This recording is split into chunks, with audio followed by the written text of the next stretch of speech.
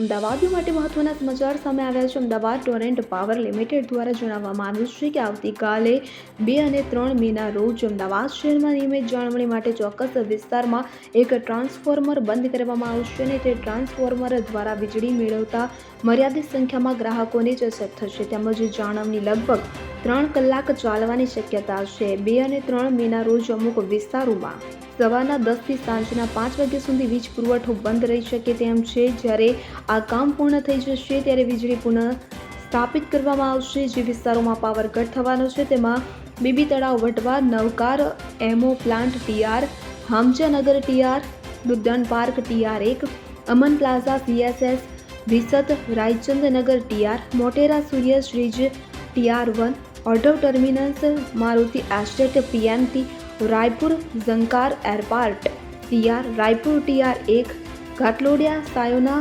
Post residency SS, Shivranjani Vimannagar SS, Ramdevnagar Dwarkesh Thaltej CSS, Hatkeshwar depot Ramrath SS, Labha NIDC SIS વિસ્તારો સામેલ છે. જ્યારે ભૈરવનાથથી Meera cinema road, Devi Shyam complex TR, Shreeji Inka PMT, ઢોર બજાર Wadaj Kaveri apartment TR, relief road Pattharkuva Vishal complex TR, Sardar Patel stadium CAT SS, Jivraj park Sevali queens SS નો સમાવેશ થાય છે. Bureau report CN24 news. હવે જુઓ દેશ દુનિયાની તમામ ખબરો તમારી આંગળીના ટેરવે. ઉઠાવો મોબાઈલ અને ગૂગલ પ્લે સ્ટોર પરથી ડાઉનલોડ કરો અમારી CN24 ન્યૂઝ મોબાઈલ એપ.